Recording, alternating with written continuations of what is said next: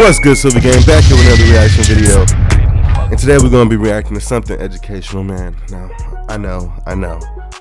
Who the fuck wants to learn, right?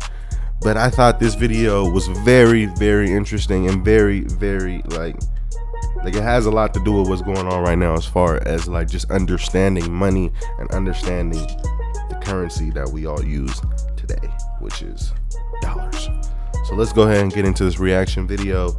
And you know what I'm saying, go ahead, like it up, you know, comment, still watch it, you know what I'm saying, educate yourself and look at the video personally. The link will always be in the description. I encourage everybody to just learn, man. Learn about your situation, your circumstances, and what's going on around you, because it's affecting you regardless if you're aware of it or not. A lot of shit is affecting you right now that you have some control over, you know what I'm saying? Not all of you have control over it, but you have some control over it. And it's better to, you know, at least be aware than to not be. So I'm gonna stop talking, let's go ahead and get into it. Silver Game, we finna blow out, yeah. Silver Game, we finna close out, yeah. Silver Game, yeah, we finna blow out. The dollar is the king of currencies, and the US uses this privilege to affect the stability of other countries. To understand how the dollar got this power, we need to go back to this building in Bretton Woods, New Hampshire. That's where these men from around the world met and decided to make the dollar a reserve. The richest men in the world got together in a group and basically made fiat currency. Reserve currency, loosely pegged to the value of gold. They needed something stable in international transactions and investments because after World War II, European currencies were in collapse, and the dollar had qualities which made it just right for the new global monetary system. Economic confidence, American stability, military power, convertibility, network effect. Issuing the currency that was most used by the world gave the US what the French Minister of Finance called exorbitant privilege. This was simply the idea that too much trust was being put in the dollar, and America got to buy the world's products using its own currency, but everyone else had to use the dollar for trade.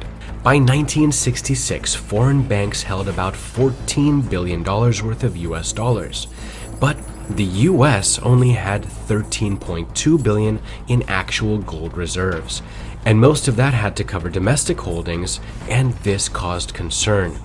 In 1965, the French president challenged the US dollar's position in the international economy.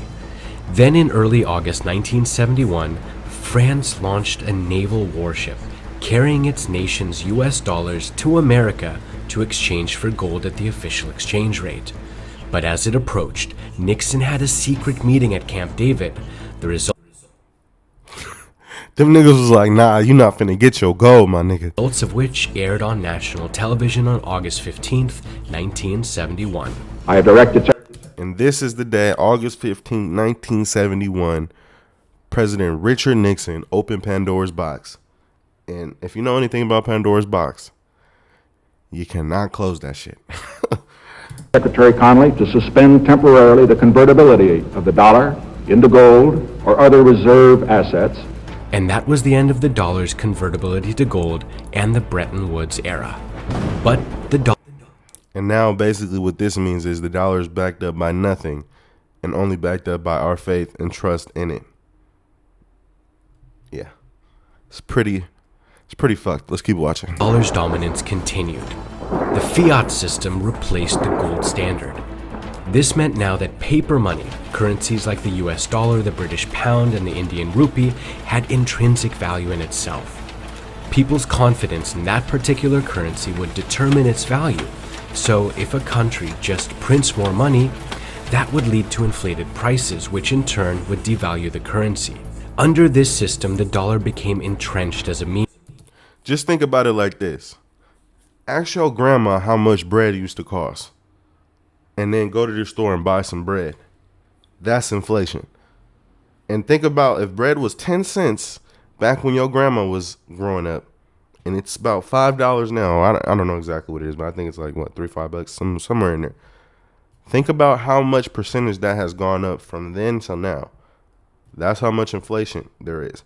And let me point this out. This is a fact. 30%, or no, 35%, I'm sorry, of all US dollars ever in existence was printed this year.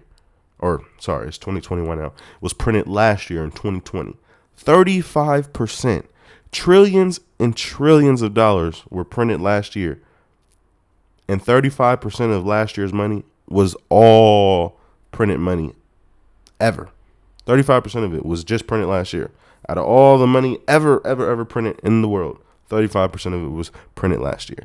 And based on what this video is telling us, the more you print, the less it's valued, the less value, the less you can buy, you're going to be fucked. I mean, point blank simple.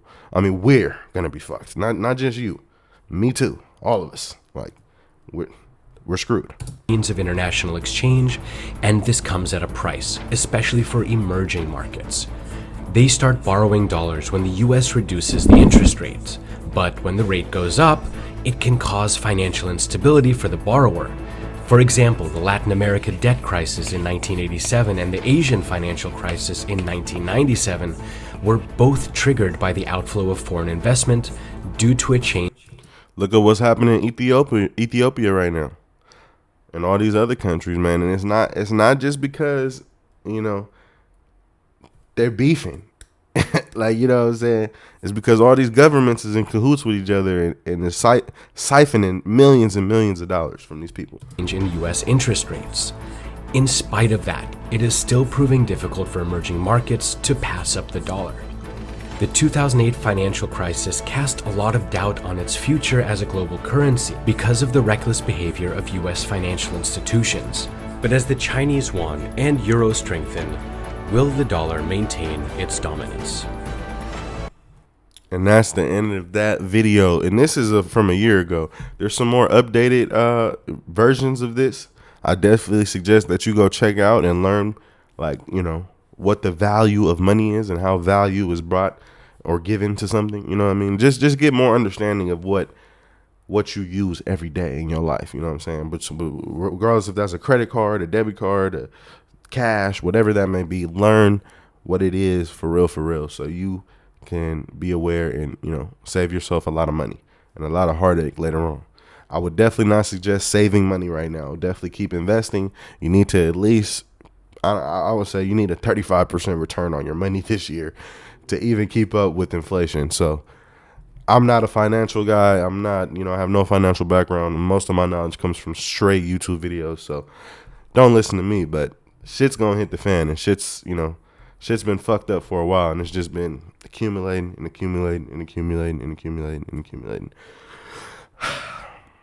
Very sad. But like, comment, subscribe. Let me know in the comment section what you think of this whole situation, and I'm gonna see y'all in the next video. Finna blow out, yeah. Suey gang, we finna close out, yeah. Suey gang, yeah, we finna blow out, yeah. Suey gang, yeah, we finna close out, yeah. Making all these YouTube videos, yeah. You